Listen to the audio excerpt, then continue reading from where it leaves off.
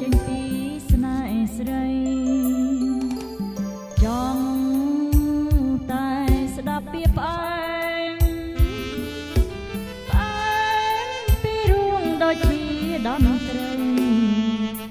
នៅតារារាត្រីត្រាចោរាស្មៃជាសំផងសម្រាប់រាត្រីដែលរូបស្រីស្គាល់រសជាតិស្នេហ៍ស្នេហ៍មួយជីវិតបើពិនជាមិនកិច្ចការរីដំបងអស្គាល់រស់ស្នេហ៍អូនខំថ្នាក់ថ្នមខំថែមិនឲ្យស្នេហ៍ស្រពនវិញបាន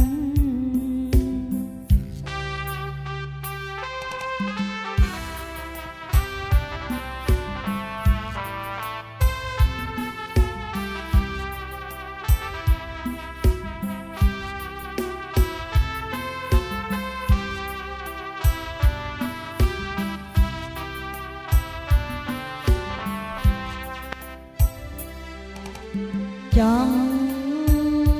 តែស្ដាប់ពីផ្អែមពីរួងដូចជាដំត្រីនៅតារារាត្រីត្រាចោរាស្មៃជាសំផងសម្រាប់រាត្រី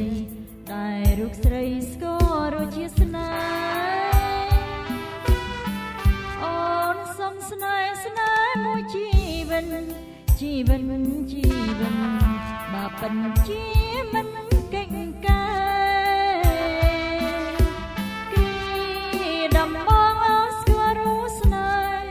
អូនខំថ្នាក់ថ្នមខំថែមិនឲ្យស្នេហ៍ស្រពនវិញ